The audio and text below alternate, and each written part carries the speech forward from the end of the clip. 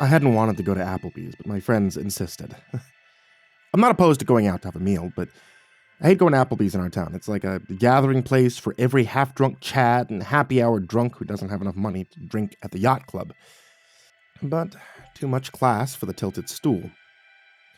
We weren't big drinkers. I mean, we like to tie a few on sometimes, but these guys get downright sloppy.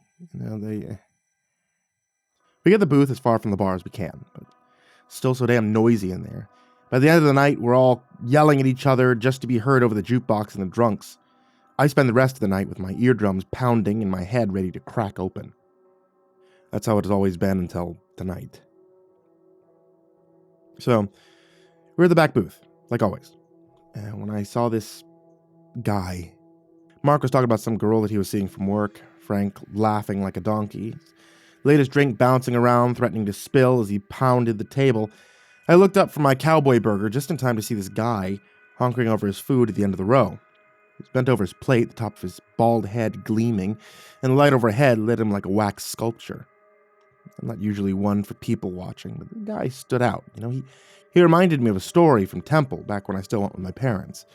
They told us a story about a guy who had built a creature to get revenge, a golem. And that was my first thought when I saw this fella.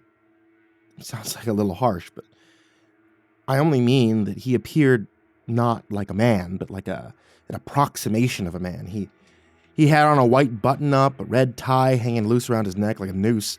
And even from here, I could see the sweat starting to pool under his arms. Despite the noise, I could almost hear him perfectly. At first, I thought he was eating his meal loudly, bent over at the waist like a dog, but the longer I watched, the more I thought he might be crying. His shoulders were hitching in slow up and down jerks. He appeared to just be sobbing into his plate. I felt a little voyeuristic as I watched him live what was likely the worst day of his life. Poor guy. He'd probably been stood up for a date or lost his mother, and here I was just watching him. When Mark leaned nearly into my ear, I jumped a little when he spoke. "So looking at, Pally?" He followed my line of sight and found the poor guy before I could. "Oh, a guy's got a date with a rope player." Frank turned to look, but winced as Mark kicked him. "Don't look. You got no sense, poor guy. Looks like the guy we had in the gas station the other night. Comes in high as a kite. When I wouldn't sell him beer, he just starts to cry." And Mark went on, but I wasn't really paying attention anymore. I felt a little bad for continuing to watch him, but I just couldn't turn away. Something about him was mesmerizing. It was like driving past a car crash, being unable to stop staring at the bodies on the pavement. You knew it was wrong to stare, but you just couldn't stop. Frank was braying laughter again, and I could see our waitress contemplating whether to offer him another beer as she took our empty plates away.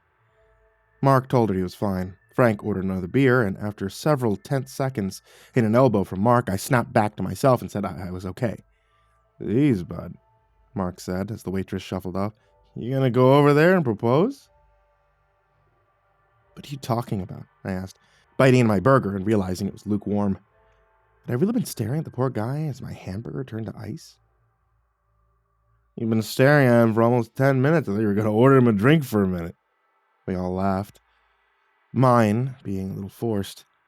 And then Mark stood up and waved at a pair coming through the door, Jim and his wife, Celine. They waved at us in turn. And Frank moved to our side of the table so the two lovebirds could sit together. They'd been inseparable since college. And I don't think I'd seen one without the other more than a handful of times. They excused their lateness. Their sitter had been late, and Jim started on a story about how she had gotten lost and turned down the wrong road when I had turned my attention back to the poor guy 2 booths down. He was still bent over his burger, still quietly sobbing, but the way his shoulders moved, it started to seem wrong. I was no expert on sobbing, but this guy's herky-jerky movements were starting to look like something else. A rational part of me chastised myself for continuing to stare at this poor fella, but I was like a moth to flame now. He was my car wreck, Now I was starting to notice signs of foul play. When he snorted loudly, I heard the laughter for the first time. It made me shiver a little as I heard it thrum into me like badly played piano notes. The guy wasn't crying. He was laughing. The more I looked, the more I could see bits of meat and lettuce sprayed over the tabletop. The longer I looked, the more I wondered how I had misunderstood his laughter for crying. I was now drawn deeper into his web of strangeness, no escape in sight. Crying was one thing. I could understand crying, but who sat in a booth by themselves and laughed? Was he a nut? Some kind of mental case who was off his meds? Watching him from behind Celine's shoulder, I wondered if he might be dangerous. Maybe we should leave. Maybe I should suggest a change of venue, but all thought escaped me as he finally lifted his head from the plate. The scream that welled up inside of me was cut off by my constricting throat and likely sounded like nothing as much as a sigh. The man's face looked like a fantastic bit of prosthetic. It was like a piece of Hollywood decoration that's just a little too realistic. The kind you worry might contain a person who wants to bite. His face looked like the front of a thumb, calloused and rippled with wrinkles or ridges. His eyes were like colorless slits, something slashed into his face with a knife. His nose appeared to be drawn on like a cartoon character. It was unreal. Something that shouldn't exist in polite society outside a circus tent. His mouth, though. His mouth was the worst. His mouth was full of long, needle-like teeth, reminding me of an anglerfish as it protruded from his thin lips. Those teeth looked like they would never close comfortably. From here, it looked like they would consistently poke at your lips and gums, and you'd be in agony most of the time. There were pieces of meat on those teeth, raw, red chunks that had been smeared by them. That's when I looked down at his plate. It was covered in the remains of raw hamburger meat. I doubted like hell that the staff had just handed this guy raw beef, but the alternative seemed even wilder. The alternative was that this man had brought his own raw meat from home so he could just consume it here in public. As the horror ran through me like ice water, I looked up to see those colorless slits observing me. The two of us just staring at each other for a count of 5. Then he pulled those thin lips and monstrous teeth into a smile, and I could see red pooling at the edges of his flesh. I glanced over at Mark and Frank, both now sitting on this side of the booth, but neither of them had noticed him. The 4 of them were involved in a conversation like there wasn't a monster sitting 20 feet away. It seemed impossible that anyone could be having a normal conversation so close to this creature. Its very presence should have triggered some ancient primal node deep in our brains and forced us to either destroy it or flee from it.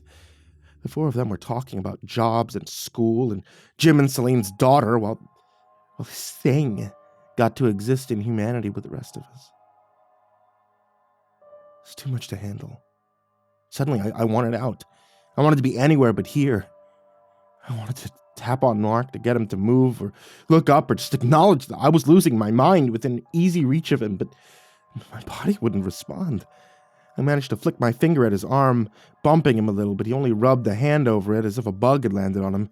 Celine was talking about the new Pokemon game. Mark and Frank were just nerdy enough and broke enough to be enraptured by her descriptions. I was stuck in a state of eye contact with this thing, and the longer I looked, the more it seemed to drink me in with its strange eyes. And then, without warning, it just sank down into its seat, lost beneath its table. I panicked. Suddenly, not being able to see it was worse than having it on display. Could it slink beneath our table? How far could it go? How close could it get? I was suddenly imagining the damage those teeth could do to a foot, even a foot with a shoe, and pulled mine up a little higher as Celine's words washed over me. He didn't resurface for quite some time, and you'd have said that a thing that size would not have gone unnoticed. And then he slid back up from under the table on the opposite side of the booth. His grin, ghastly ear to ear. He looked like a little kid who's trying to play with a table behind him. There was still a table between us and him, but I was no longer sure how much protection that provided us. I didn't know what his mental state was, whether he meant us harm or not, but when he dipped back down, I began to shake. "What's wrong with you?" Mark suddenly asked, turning to look at me as I shuddered beside him. I pointed to the empty place where the man had been sitting, and Mark looked over before scoffing loudly. "Oh no, your boyfriend left. Don't worry, I'm sure most of these guys at the bar will take you home if you ask them nicely enough." "What's going on?" Jim asked, noticing my discomfort and looking alarmed. "He's obsessed with this guy that was sitting a couple of tables back. Couldn't take his eyes off him. I swear I thought he was going to try and console the guy for a minute. Dude was just sitting there crying. This freak sits over here and..." The bald and sweaty head began to surface behind Celine, and when I shouted for her to look out, the whole restaurant went silent. Jim and Celine turned to look, but there was nothing behind them. I'd had enough, though. I pushed Mark and Frank out of the way, freeing myself from the booth, because I wanted to check under the table behind us. He'd been crouching down there, grinning like the little goblin he was, but as I got down on my knees and looked beneath, I was greeted with nothing but an empty space. The waitress asked me what I was looking for as I moved to look under his table as well, but by then I was already intent on leaving. I got into my car, I threw the keys into the ignition, and I sped out as fast as I could. Sitting at home now, I can't get that image out of my head. My phone's been blowing up, and I know my friends are worried. I want to assure them that everything's okay, but I just can't make sense of it. What was that thing? Why did it take such an interest in me? Is it dangerous? Did it follow me home? Every time I close my eyes, I see those repulsive needle-like teeth and those no-color slits staring back at me. Every time I close my eyes, I wonder if I'll ever be able to see anything but that creature again.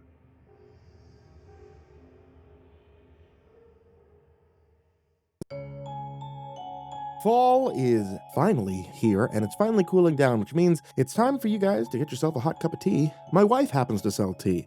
Etsy.com/shop/Ivory Monocle Tea sells different teas that are inspired by nerdy-based things, as well as a bunch of new teas that are available for the Halloween season.